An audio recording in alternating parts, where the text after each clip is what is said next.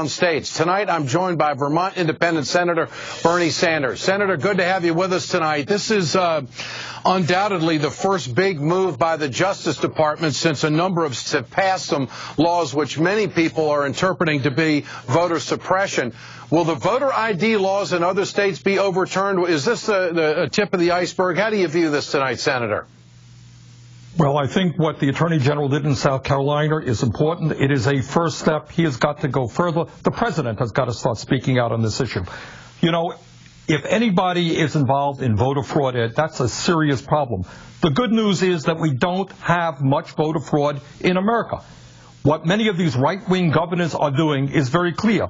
They're trying to disenfranchise low-income people, senior citizens, make it harder for them to cast a ballot. And to me, that is not only an outrage, it's something they should be profoundly ashamed of. We all win elections, and sometimes we lose elections. But if you don't have the guts to let people participate fully in the democratic process, you should get another line of work. I would also add that many of these same Republicans think Citizens United is a great idea. Corporations are people, but if you're a low-income person in South Carolina, I guess you can't participate in the political process. And Senator, I have to ask you, what kind of progress is being made on your amendment in dealing with Citizens United?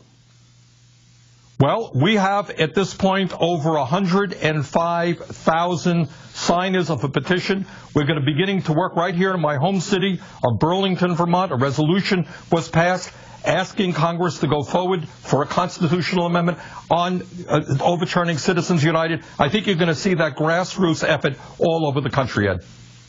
I hope so. Let's talk now about the payroll tax cut. I know that you're not a big fan of it.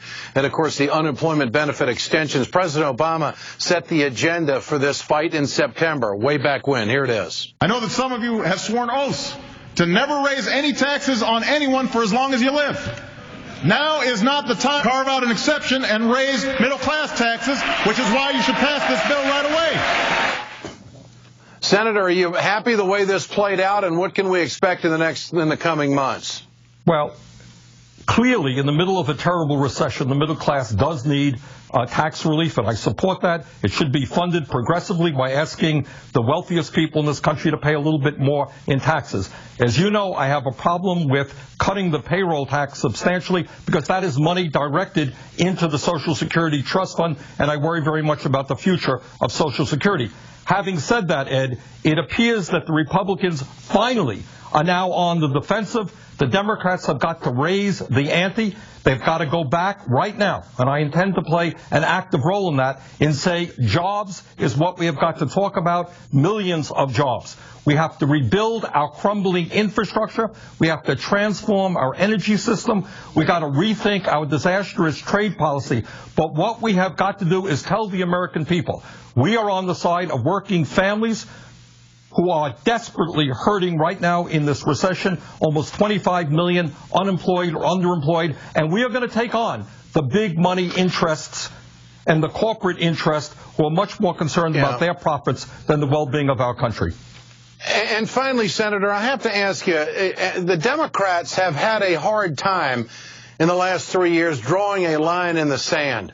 What lessons were learned through all of this? And has the mentality of the caucus changed somewhat, that now the game has changed and it's time to be aggressive? And I've said all along, if the Democrats stand with workers, if the Democrats stand with middle-class families, you can't lose. You'll get that power back in the House. You're exactly right, Ed. Let's hope that the momentum has shifted.